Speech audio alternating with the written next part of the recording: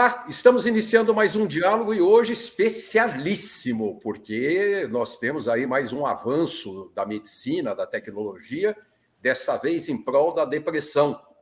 Nosso convidado é o Dr. Wilker Knoner, presidente da Sociedade Brasileira de Neurologia e que já está com a coisa bem adiantada aí no caminho. Dr. Wilker, muito obrigado por nos atender e dar essa colaboração conosco. Muito obrigado a vocês por estar compartilhando um conteúdo como esse, que é um avanço na medicina, né? Eu sou neurocirurgião, presidente da Sociedade Brasileira de Neurocirurgia, e a gente já dentro da neurocirurgia tem esses avanços de pacientes que têm algumas disfunções de sinapse, alguns circuitos elétricos, né, com problemas, a gente implantar um eletrodo para corrigir esse problema. E é a primeira, vamos dizer assim, é a primeira vez no Brasil que a gente faz, então, esses implantes de eletrodos, são implantes cirúrgicos para tratar, vamos dizer, uma das disfunções de circuitos, que é a depressão também. Ela não deixa de ser, como todo problema neurológico, uma disfunção de algum circuito. E aí foi identificado alguns circuitos que poderiam ter benefício com esse tratamento de implantes, desses eletrodos, e isso já vem sendo feito, então, no mundo. Em 2017, o FDA americano aprovou e começou -se a fazer isso nos Estados Unidos, depois na Inglaterra, em 2018, e o registro da Anvisa no Brasil veio em 2019. Porém, o que aconteceu? Aconteceu a pandemia e aí o travamento de algumas cirurgias eletivas na época. E fez esse adiamento aí desse período. E só agora, então, a gente iniciou no Brasil a cirurgia para implante, no tratamento com foco no tratamento da chamada depressão resistente, que são aqueles pacientes, então, que não respondem mais a nenhuma medicação, que estão em depressão severa, estão em depressão grave, muitos ainda com ideação suicida, né, que é vamos dizer, o grande desfecho maligno dessa doença, que é o suicídio, né, fora toda a incapacidade que gera a depressão na vida do paciente. Então, a gente fica contente em estar compartilhando mais esse novo tratamento para a depressão através do implante de eletrodo. Eu queria falar com o senhor um pouquinho, antes da gente falar sobre o procedimento em si, mas eu queria falar um pouco com o senhor para a gente deixar o nosso telespectador um pouquinho mais esclarecido sobre essa danada dessa depressão.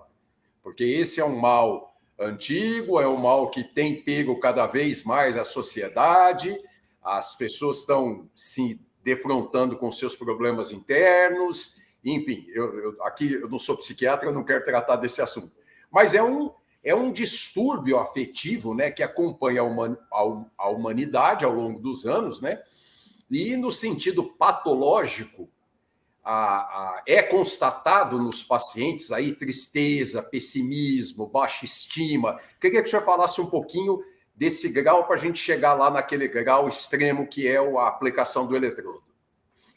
Então, né, a gente tem acompanhado que os índices da doença chamada depressão, né, eles têm cada vez mais aumentados. E depois da pandemia, aumentou assustadoramente. E a previsão, né, da Associação Mundial de Saúde é de que a depressão será a doença mais prevalente de todas as doenças do mundo até 2030. Tá? Então, nos próximos 7 anos, a depressão vai passar em número de incidência todas as outras doenças. Então, é um grande problema de saúde pública, é uma grande epidemia de depressão. E, assim, a gente tem vários graus da depressão. Isso relacionado, então, principalmente aos sintomas que o paciente tem apresentado, principalmente a anedonia, né, que é a falta de prazer em executar atividades que outrora tinha prazer.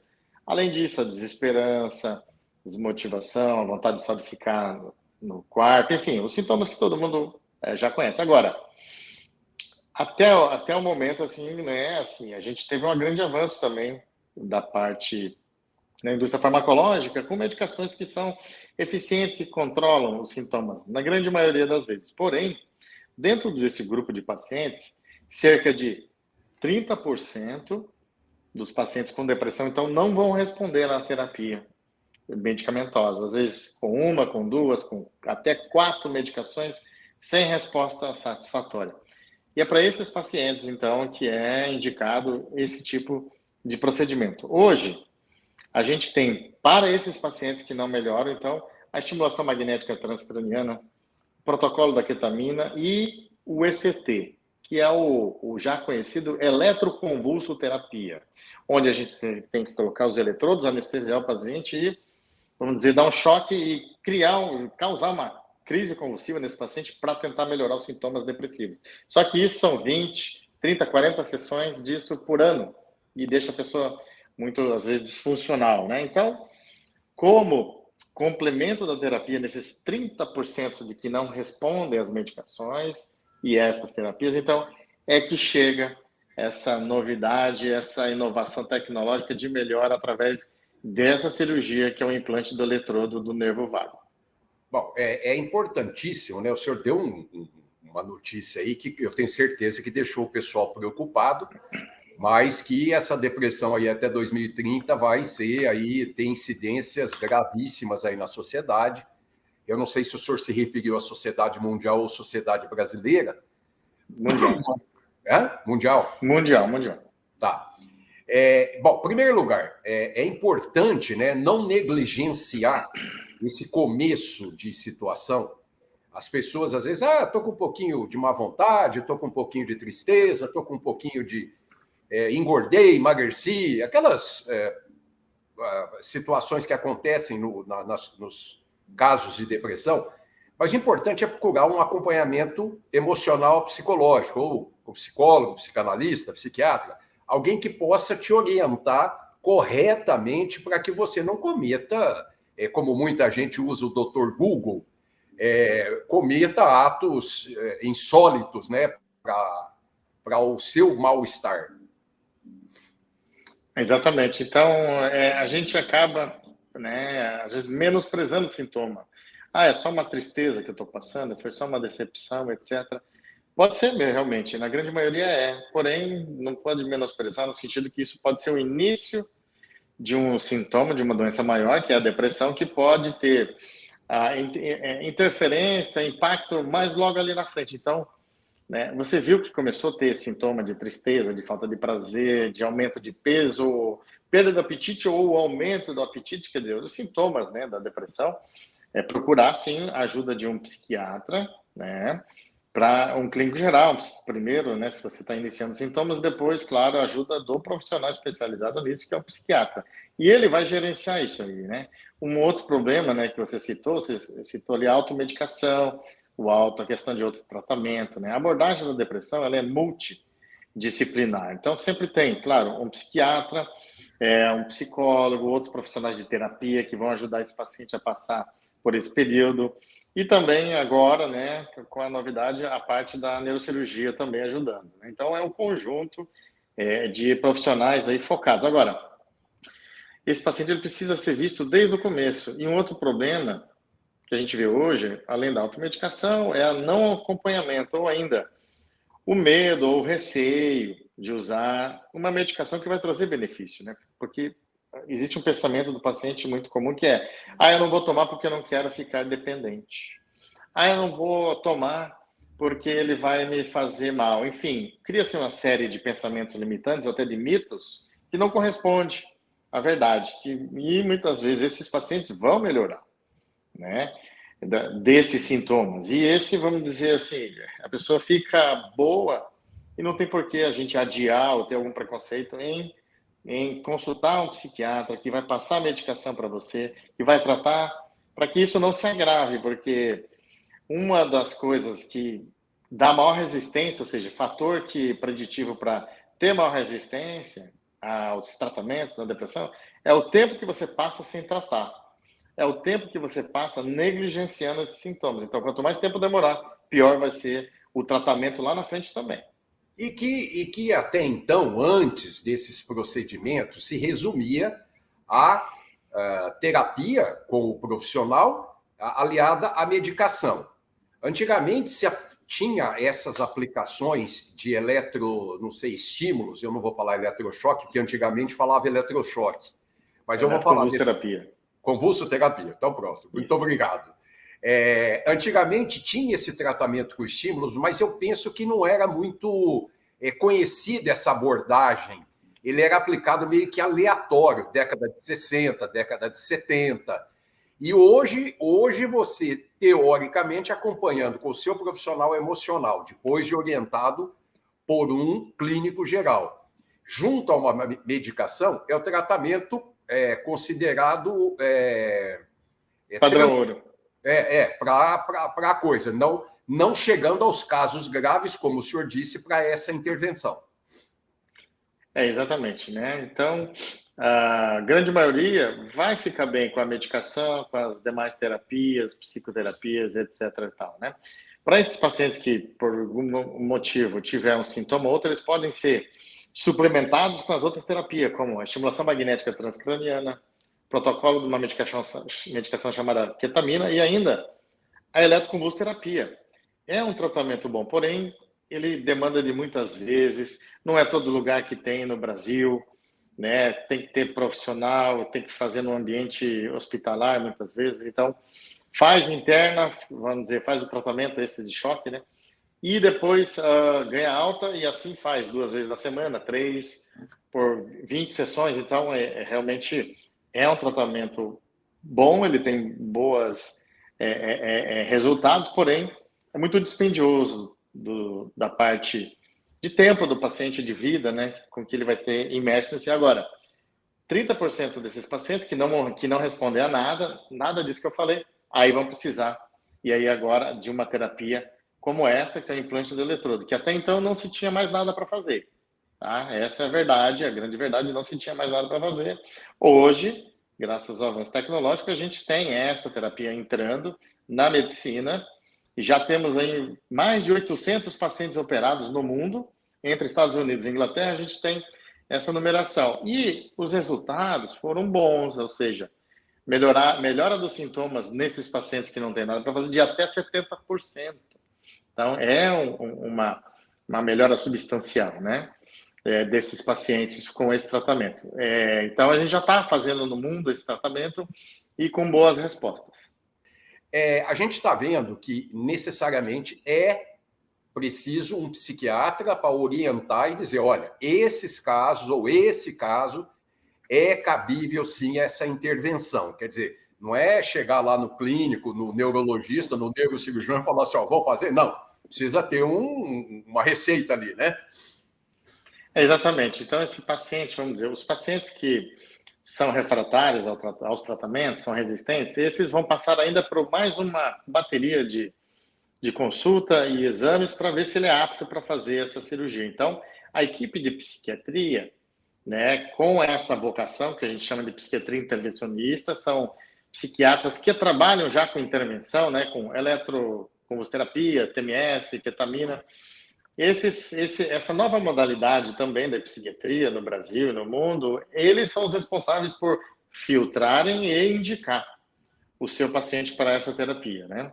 Lógico, isso para facilitar, né? Como a psiquiatria é uma entrevista, existe a figura da interconsulta, ou teleinterconsulta, ou seja, o psiquiatra que tem o seu paciente na sua cidade, às vezes não tem acesso a essa equipe de uma forma habitual, porém, através de telemedicina, consegue-se, por exemplo, ter acesso à minha equipe. Né? A gente tem o Dr. Matheus aí, que é encarregado de fazer essa triagem, e ele pode, junto com o psiquiatra do paciente local, ajudar a decidir sobre essa terapia, ou ainda sugerir uma coisa ou outra. Então, a gente consegue hoje, através dessa tecnologia, tá dando assistência também aos psiquiatras que têm esse paciente que é resistente à terapia, né? O senhor já pingou a bola, mas eu vou deixar mais claro, não é qualquer neurocirurgião que está habilitado a esse procedimento. Exatamente. Então, assim, quem que normalmente é o neurocirurgião?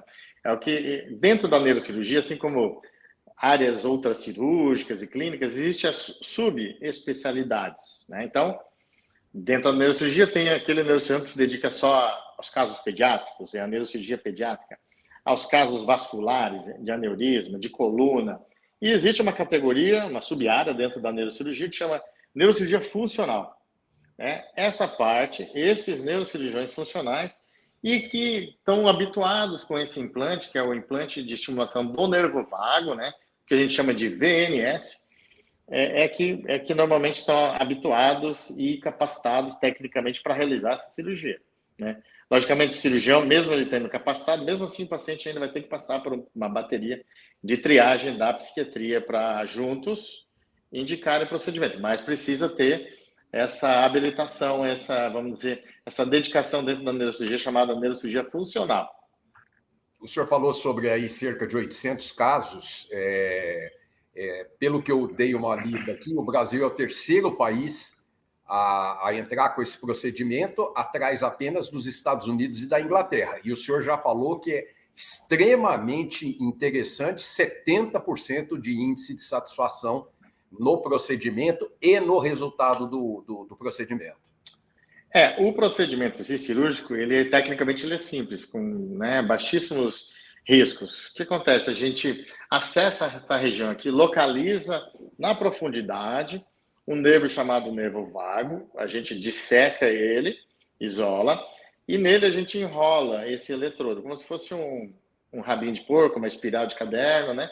A gente enrola nesse nervo. A partir dali sai um outro eletrodo, e aí por debaixo da pele a gente coloca aqui como se fosse um marca-passo, né? Então, uma bateria bem pequena, visualmente não dá para ver, porque ele fica implantado debaixo da pele, então nada aparece. Fica implantado. E essa cirurgia aqui, então, é uma cirurgia que o paciente pode ter alta no mesmo dia, ou ainda no dia seguinte, enfim. Vamos dizer, é um procedimento de hospital-dia, né? Para a gente, para dar alta logo em seguida, né? E esse eletrodo ele é ligado 15 dias depois, né? Daí no consultório, com a equipe técnica, psiquiatria, engenheiro, a gente liga isso através de um tablet. Esse tablet ele faz uma conexão por Bluetooth com esse dispositivo, por Bluetooth, e aí então a gente manda o comando, a programação. E a partir dali então começa-se os estímulos e aí vai seguindo esse paciente aí até que esses estímulos sejam programados, né, conforme a necessidade, e em havendo a melhora, e aí a gente vai estimulando, aumentando a dose ou não, que nem o remédio, né? E às vezes até diminuindo, porque o efeito colateral dessa terapia, às vezes pode ser tosse, rouquidão, às vezes soluço, né? Mas são, vamos dizer, efeitos colaterais dessa terapia que são contornáveis por uma reprogramação ou diminuição da dose, né? Então, é um efeito colateral assim que não preocupa quem tem a doença. Os outros 30%, a pergunta é rejeição ou é inacessível para resultados? Ou os dois, né? Não é questão de rejeição nem nada disso, né? Então, a parte cirúrgica. É mais em relação ao resultado mesmo, né? Tá? Então, ele melhora, uma média de até 70%. Quer dizer, pode ser um pouco mais, pode ser um pouco menos, né? Mas, de uma forma geral, a grande maioria melhora, né? Tá? Essa proporção, é aí que eu falei. Essa proporção de melhorar mais ou menos vai depender de uma série de fatores. E uma delas é quanto de história que tem já de depressão, né? Porque isso já modulou muitos circuitos, né? É o time da doença, né? O senhor falou agora há pouco, né? Às vezes a coisa muito adiantada cria dificuldade, né? Mesmo clinicamente, né? Não só cirurgicamente, mesmo clinicamente. Então, quanto mais precoce, assim como eu tenho aquela mensagem, né, da oncologia, que é muito importante, quanto mais precoce o diagnóstico, mais perto de uma melhora importante, né, você tem, no caso do câncer, até de cura, né? No caso da depressão, não, a gente fala em controle, né? Então, mais chance você tem de ficar controlado dessa doença. No procedimento, para a gente compreender um pouco melhor, o eletrodo ele interfere também na frequência cardíaca, ele regula provavelmente distúrbios digestivos e regula a acidez também do estômago. Quer dizer, é uma atuação bem complexa, né, doutor Wilker? Então, esse nervo, chamado nervo vago, ele tem uma série vamos dizer, de controles que ele faz, né? Quer dizer, é o comando lá do tronco encefálico, do tronco cerebral, mandando os comandos. Então, ele inerva o tubo digestivo, ele controla a acidez do estômago, controla também a questão da respiração do diafragma, vamos dizer assim, e também os batimentos cardíacos, né? Só que o local onde é colocado esse estimulador, ele é acima desses, vamos dizer, dessas ramificações dele. Então, ele não vai interferir na acidez ou no batimento cardíaco, nem nada disso. A única coisa que às vezes tem como efeito colateral é o soluço, né? Doutor. E a tosse, a rouquidão também, mas não tem, em relação ao batimento cardíaco, não vai alterar nada. Vou fazer uma pergunta, né? O senhor fez 2 procedimentos recentemente a respeito disso. Já deu os 15 dias para ativação do eletrodo, não? Vai ser daqui 4 dias, entendeu?